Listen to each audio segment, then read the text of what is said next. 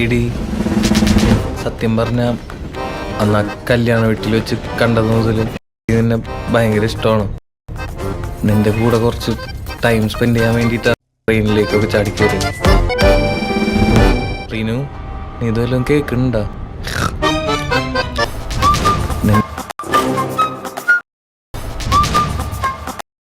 പ്രേമം മനുഷ്യന്റെ അന്തം മാത്രമല്ല, മണ്ടനും കൂടി ആക്കും. ഹൈദരാബാദിൽ നിന്ന് ഇപ്പൊ മാറിക്കാൻ പറ്റാത്ത അവസ്ഥയാടാ. ആന്ധ്രല്ലേ ഞാൻ പോയി നിൽക്കണത്.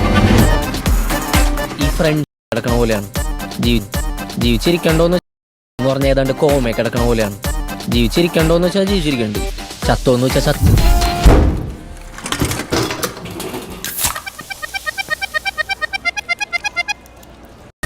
പട്ടിച്ച കല്യാണ്ടിവള് ഡാടാടാ ഡാടാ. അമ്മുവിനെ പറ്റി ഞാൻ കുറച്ച് കുറ്റം പറയട്ടെ.